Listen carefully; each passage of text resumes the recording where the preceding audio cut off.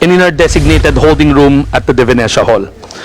Today, I will present the President's budget for the DSWD in 2025, including our attached and supervised agencies. I will also provide an overview of the agency's performance in 2023 and the first semester of 2024. For the purpose of this presentation, I will focus on the programs, activities, and projects with the highest allotments under the fiscal year 2025 National Expenditure Program NEP. The DSWD budget comprises the Office of the Secretary, encompassing the central office and the 16 regional offices nationwide. In addition, we oversee 4 attached agencies, namely the Council for the Welfare of Children, National Authority for Child Care, National Council on Disability Affairs, and the Juvenile Justice Welfare Council, and 3 supervised agencies, the National Anti-Poverty Commission, the Presidential Commission for the Urban Poor, and the National Commission on Indigenous Peoples, put under DSWD supervision pursuant to Executive Order number 67 issued in 2018.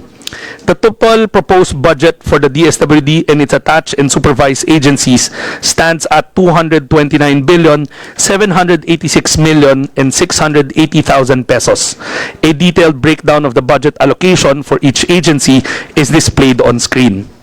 Compared to the 2024 GAA, the 2025 NEP for the Office of the Secretary has been reduced by 7.5% due to program adjustments. Conversely, all attached and supervised agencies have received budget increases ranging from minimal to substantial. The DSWD Office of the Secretary's proposed budget for 2025 is 226,665,546,000 pesos. The majority of the budget, approximately 95%, or 215.5 billion pesos, is allocated for maintenance and other operating expenses. This covers program implementation, including grants and subsidies to beneficiaries, as well as administrative costs. A small portion, or 0.2 or 477 million pesos, is earmarked for capital outlay to support infrastructure development and ICT asset acquisition. The remaining less than 5%, or 10.6 billion pesos, is designated for personnel services, covering salaries and benefits for approximately 20,000 employees. It is important to note that while a substantial portion of the budget is allocated to MOOE, the relatively small share for personal services highlights a potential disparity. The limited budget for personal services may not fully reflect the number of people working tirelessly to deliver these crucial programs and services. This underscores the need for efficiently managing our human resources and ensuring that our staff is adequately supported to maintain high standards and service delivery. In line with the President's directive to optimize our workforce, given the multitude of functions assigned to the department by several laws, we are concurrently conducting a comprehensive review of our staffing levels, particularly in critical areas like disaster response and social case management, with the end in view of requesting the DBM for additional positions and allow our contract of service personnel to qualify for employment to available regular and contractual positions. The following slides will present the DSWD's financial performance in terms of budget utilization for both 2023 and the first semester of 2024. When we appeared before Congress last year, you may recall that it was a time where the DSWD was identified as among the national government agencies with poor spending. I have realized that addressing underutilization boils down to a lot of root cause analysis. We did a comprehensive housekeeping by conducting a thorough review of our processes and implemented significant improvements. We are pleased to report that the DSWD has made substantial progress in financial management. Our performance was recognized during the Economic Managers meeting in April 2024, where we were cited as one of the agencies with improved budget utilization compared to last year, thus contributing to increase in public spending of the government. For the 2023 appropriations, we achieved an obligation rate of 99.1% and a disbursement rate of 82.7% as of July 2024. We anticipate further improvement before the end of September.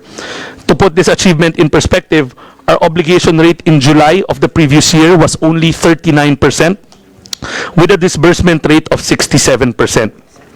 This year, we have significantly surpassed this performance with an obligation rate of almost 51% and a disbursement rate of nearly 9% for the same period. In terms of actual figures, that's an obligation amounting to 75.3 billion last year to an obligation of 123.2 billion this year. From a disbursement of around 50.4 billion pesos, it's now 123 billion pesos, which accounts to around 122% improvement. This remarkable turnaround is a testament of our focused efforts on efficient budget utilization by optimizing our processes and maximizing the impact of every peso. We have been able to deliver essential services to more Filipinos. The succeeding slides will focus on the programs, activities, and projects with the highest allotment for 2025 National NEP. First is the Pantawid Pamilyang Pilipino Program, the flagship social protection program of the DSWD. It's a national poverty anti-reduction strategy and a human capital investment program that provides additional cash transfers to poor households, that provides conditional cash transfers to poor households for a maximum of 7 years. In 2023, we successfully served 98.6% or 4.3 million of the target household. This program achieved a 100% obligation rate and a 96.7% disbursement rate, utilizing the entire 93.9 billion pesos allocation. For 2024, the program has served 98.03 or 4 million households, while we have maintained a high disbursement rate of 98.1%. The obligation rate stands at 43.9 as of July 2024. Compared to the same period in 2023, we have significantly improved our performance, increasing the obligation rate from 30.7% to 43.9% and the disbursement rate from 43.7% to 98.1%. This is significant because we were only able to disburse 12.6 billion same period last year compared to 42.3 billion this year. We could have disbursed more, but we are bound by the monthly disbursement program provided to us by the Department of Budget. To address concerns raised by stakeholders, including Congress, about the impact of List Tahanan 3, we have conducted a thorough review of the 4-piece household list to ensure that we do not exclude rightful beneficiaries just because of the mathematical formula under the proxy means test. As mentioned, we have adopted the Social Welfare and Development Indicator, or the Dswd, to assess the level of well-being of the beneficiaries to determine whether the household is indeed due for graduation from the program. This process is more fair. That's why I always describe it as a process with a heart.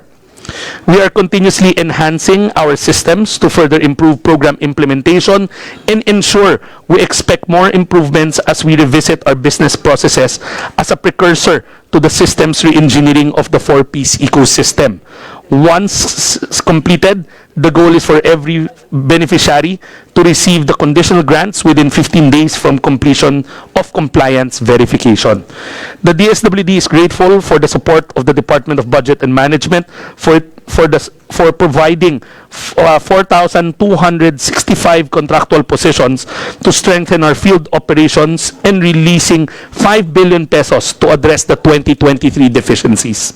We are pleased to report that the filling up of these 4,265 positions is almost 92% complete.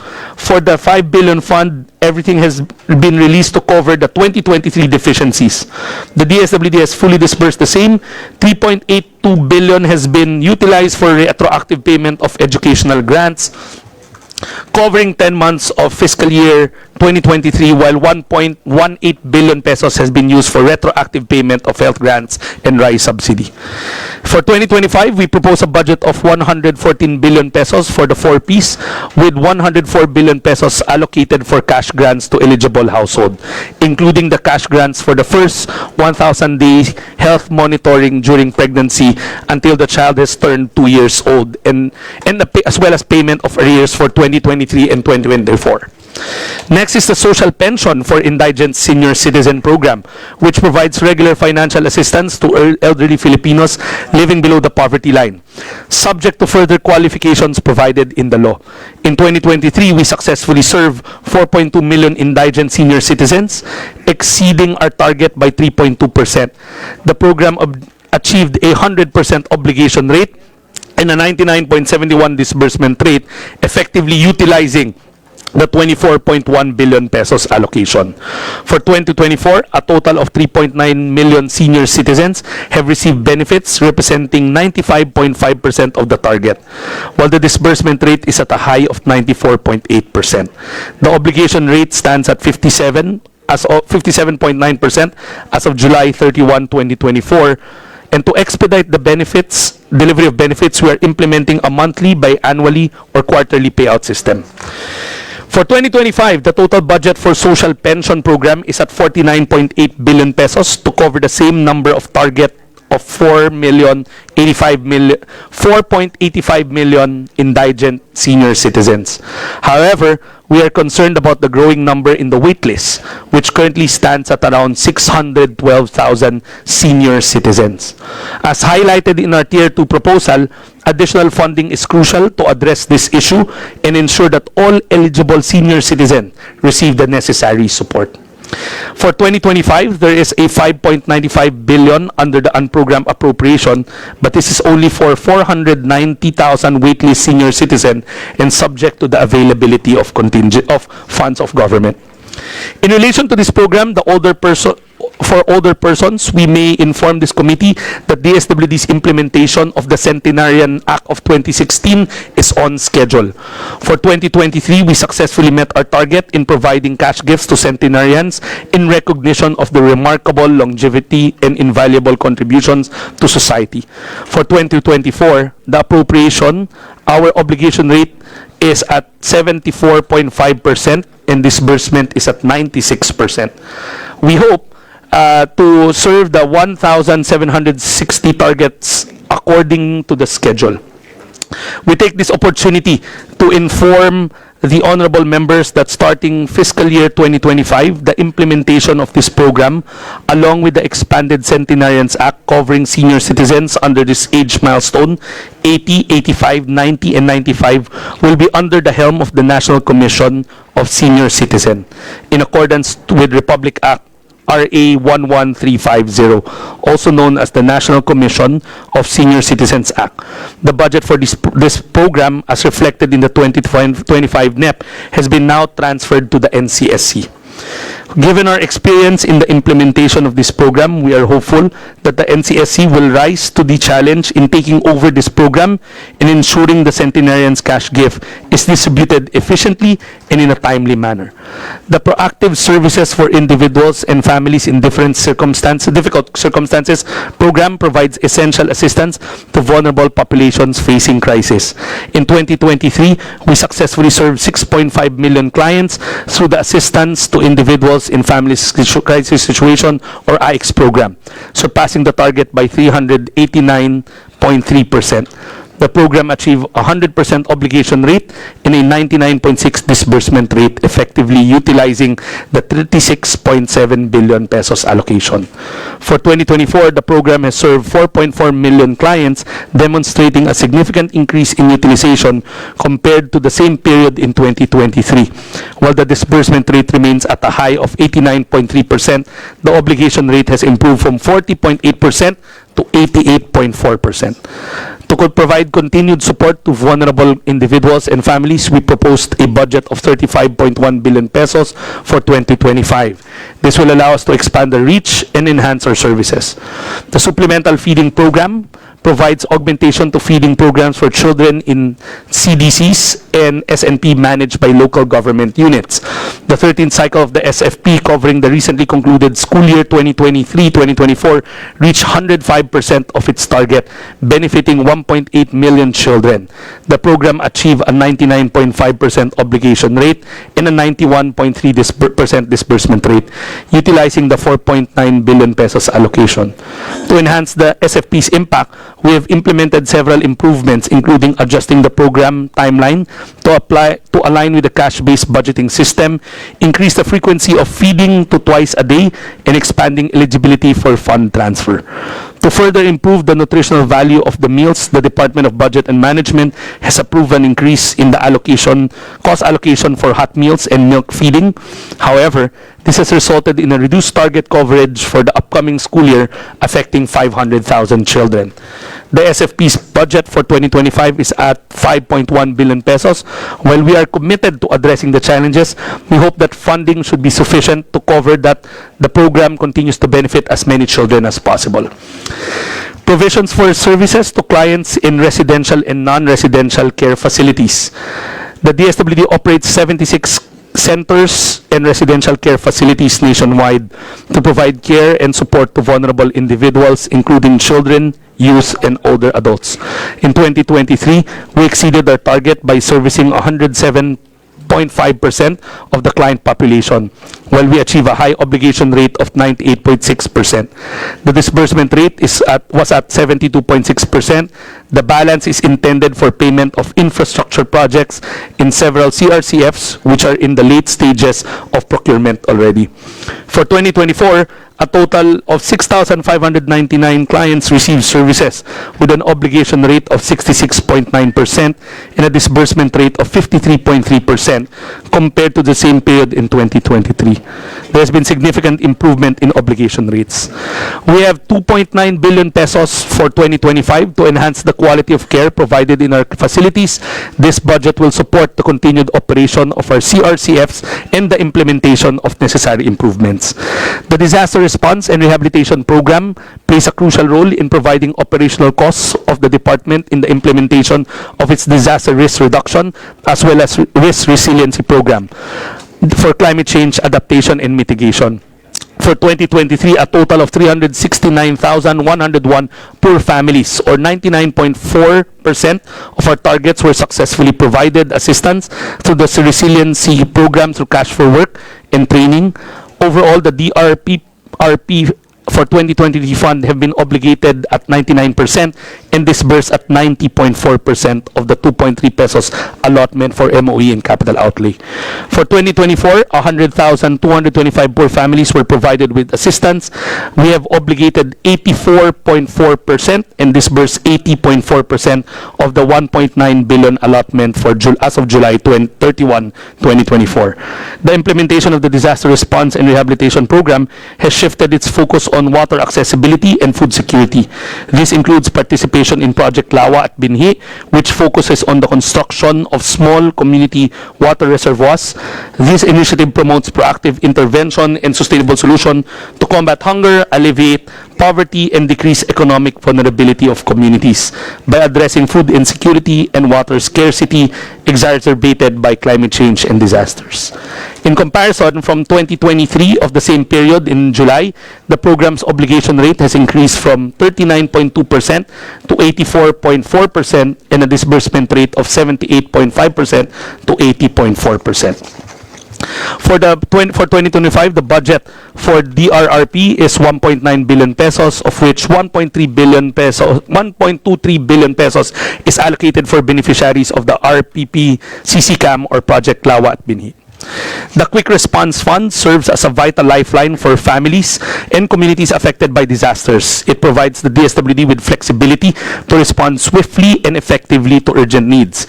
In 2023, the QRF enabled us to assist 2.3 million families affected by disasters and provide early recovery support to 440,773 families.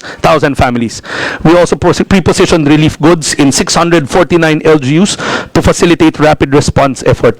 The program achieved a 99.9% obligation rate and a 93.7% disbursement rate, utilizing the 6.8 billion pesos allocation.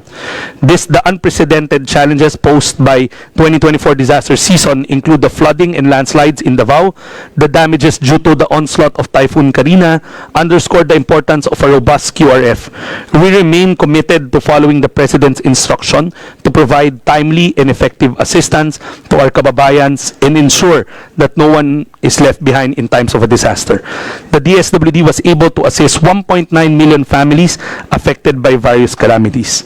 In addition, a total of 401,745 families were assisted by the early recovery services provided by Typhoon Egay in various fire incidents. The emergency cash transfer for families affected by LPA and shearline and earthquakes in various regions. We have increased the number of LGUs with relief preposition arrangements, now at 878. In terms of financial utilization, we have obligated 93% from the total allotment, including its replenishments, and 54.9% has been disbursed as of July 2024.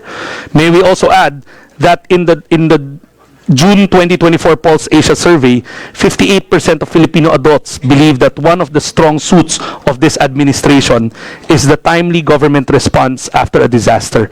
This reflects the public's growing confidence in our ability to effectively and swiftly address their needs during critical times.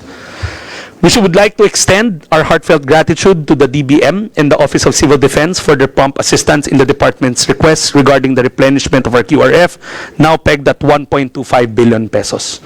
To ensure continued preparedness and effective response to future disasters, the DSWD requests the support of the committee in maintaining adequate funding for the QRF and carefully review the proposed special provision for 2025 to avoid restrictions that may put us in a bind and hamper the swift delivery of response should disasters happen. In closing, I'd like to express my sincere gratitude to the committee for the opportunity to present the DSWD's proposed budget for 2025. The budget we have presented outlines our commitment to serving the most vulnerable Filipinos through programs that address poverty, hunger, malnutrition, and disaster risk. We have demonstrated our ability to effectively manage resources and deliver results, as evidenced by our improved financial position. We are confident that the proposed budget will enable the DSWD to continue making a positive impact on the lives of millions of Filipinos. We are open to questions and recommendations as we work towards together to build a more inclusive and resilient society. Thank you, Madam Chair. Maraming salamat po mga ka-blessings.